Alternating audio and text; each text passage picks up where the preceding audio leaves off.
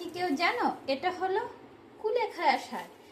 কুলেখাড়া শাকের আমরা রস খেয়েছি, সিদ্ধ করে জলটা খেয়েছি, কিন্তু আজকে আমি কুলেখাড়া শাক রান্না করব। আমি কিভাবে রান্না করছি ওটা তোমাদের সাথে শেয়ার করছি।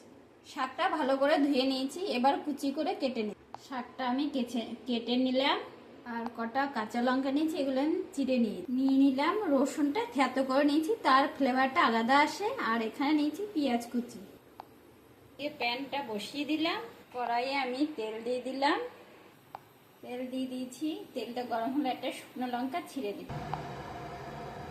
শুকনো লঙ্কা দেওয়ার পর রসুনটা দিয়ে দিলাম। রসুনটা প্রায় ভাজা ভাজা হয়ে এসেছে। এবার আমি দিয়ে দিচ্ছি পেঁয়াজ কুচি।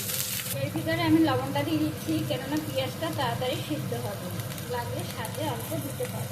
টেস্ট হলে সবাই খেতে ভালোবাসে, তাই বাচ্চাদের জন্য উপকার। এর ভিতরেই 1 চিমটি আমি হলুদ ফেলে দিচ্ছি, কেননা হলুদ হলো অ্যান্টিসেপটিক, সেই জন্য কোনো জীবাণু যাই হোক বৃষ্টির দিন আর শাকে অনেকেই হলুদ দেয় না, আমি 1 চিমটি দিয়ে নিয়েছি। এবার আমি শাকটা দিয়ে দিচ্ছি। শাকটা দিয়ে নাড়াচাড়া করে নিচ্ছি। এবার আমি কাঁচা লঙ্কা 4টেও দিয়ে দিলাম।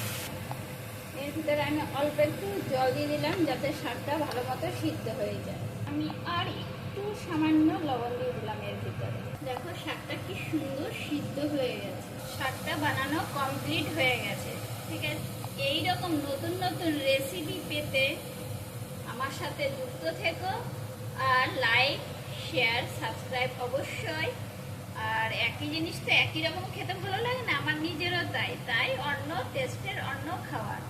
আর তোমরা যদি অন্য কিছু জানতে চাও অবশ্যই আমাকে কমেন্ট করে বলবে। এটা কিন্তু খেতে দুর্দান্ত লাগবে। ঠিক আছে, টাটা বাই বাই, তোমরা ভালো থাকো এবং সুস্থ থেকো।